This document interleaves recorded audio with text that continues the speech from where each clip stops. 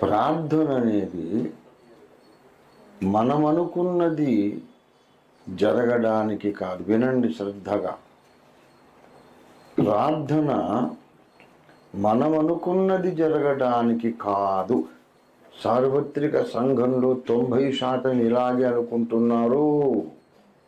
Change your perspective. ప్రార్థన ఎందుకంటే ప్రార్థన మనం అనుకున్నది జరగడానికి కాదు, మన జీవితాల్లో దేవుడు అనుకున్నది జరగడానికి ప్రార్థన. That is the goal of prayer. ఎప్పుడు ఎక్కుతాం ఈ కొండపైకి? ఎంతసేపటికి ఏటీఎం నుంచి నువ్వు పోయినట్టు, నాకు అది కావాలి ఇది కావాలి, అరే రెండవ రాకడి దగ్గరకు వచ్చేస్తుంది. ఇంకా ఎల్కేజీనా మనం ఉండేది. Prayer will change your situation అని నేర్పించారు పెద్దలు. I 100% agree with that. మన పరిస్థితులన్నీ ప్రార్థన ద్వారా దేవుడు మారుస్తాడు, మార్చగలడు. It is right, absolutely right. ఏ మాత్రం అది తప్పు కాదు. కానీ ప్రార్థన యొక్క ముఖ్య ఉద్దేశం పరిస్థితులు మారడం కాదు, మనం మారడం. Situation changing is not real miracle. మనము మారడం అనేది నిజమైన మిరాకిల్. ఈ ప్రార్థన అనేది దేవుడు ఎందుకు నియమించాడంటే, నీ పరిస్థితులు దేవుని చిత్త ప్రకారం ఎప్పుడు మారాలో అప్పుడు మారుతాయి, ఎలా మారాలో అలా మారుతాయి. But have you changed into a better spiritual stature?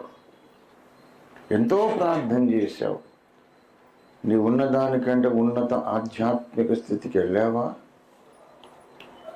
ఎంతసేపటికి నాకు ఇది కావాలి కావాలి కావాలి కావాలని అడుగుతాం. 1 సంవత్సరం అడుగుతాం, 10 ఏళ్ళు అడుగుతాం, 20 ఏళ్ళు అడుగుతాం. కానీ మనం మాత్రం అంతకుముందు ఉన్నట్టే ఉంటాం. మన ప్రార్థన మనలను మార్చలేనప్పుడు మన ప్రార్థన వ్యర్థమైపోయినట్లే లెక్క.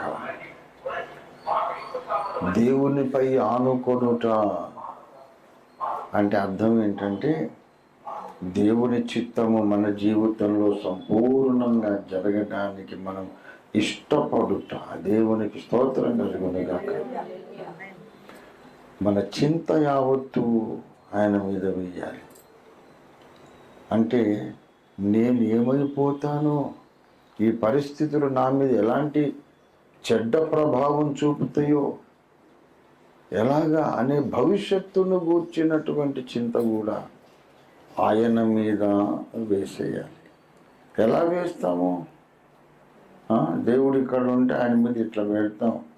నేను మోసే బండరాయి ఆయన మీద. మరి ఆయన ఆత్మరూపుడు, కనిపించడు, చేతికి దొరకడు. ఆయన మీద చింత వేయడం అంటే ఏంటి? ఇప్పటి నుండి నేను చింతించటం మానేసి ఈ చింత నువ్వు తీసుకో తండ్రి అని అప్పగించడం. అప్పగించిన తర్వాత ఇక ఆ చింత మన మీద ఉండదు. నేను ఎవరికైనా ఇచ్చాను అనుకో, అమ్మా ఈ చింత నువ్వు మొయ్యి అంతే, ఆమె మోస్తుంది. ఇక నా చింత ఇప్పుడు నా దగ్గర ఉంది ఆ చింత. చాలామంది అలాగా దేవునికి అప్పగించి చింతలన్నీ మూట కట్టుకొని మళ్ళీ ఇంటికి తీసుకుపోతాం. వచ్చేటప్పుడు ఏ చింతలు పట్టుకొచ్చారు ఏమా? వచ్చేటప్పుడు ఏమేమి చింతలు పట్టుకొచ్చారో అవన్నీ దేవునికి చెప్పి ఆయన వింటాడు. సరే బిడ్డ సరే బిడ్డ అంటాడు. మళ్ళీ ఇవన్నీ మూట కట్టి పెట్టుకొని వాళ్ళు ఇంటికి వెళ్తాం. ప్రియలకు రాకముందు అదే చింత మనస్సులో, మళ్ళీ వెళ్ళినాక అదే చింత మనస్సులో. అది ఆనుకోవడం కాదు, ఆనుకోవడం కాదు. కాబట్టి దేవుని వాక్యంలోని అక్షరాలు, మాటలు చాలా గూఢార్థము కలిగినవి. ఏలయనగా అతడు నీ యందు విశ్వాసం. ఏం విశ్వాసం? తప్పక దేవుడు నాలో తన దృష్టికి అనుకూలమైన దానిని నెరవేరుస్తాడు అనే విశ్వాసము కలిగిన వాడు తన చింత, తన భారము, తన భయము అన్నిటినీ దేవునికి అప్పగించి ఇక భయపడ్డం మానేస్తాడు. గనుక అతనికి ఏ మనిషికి అర్థం కానంత గొప్ప సమాధానం తోడుగా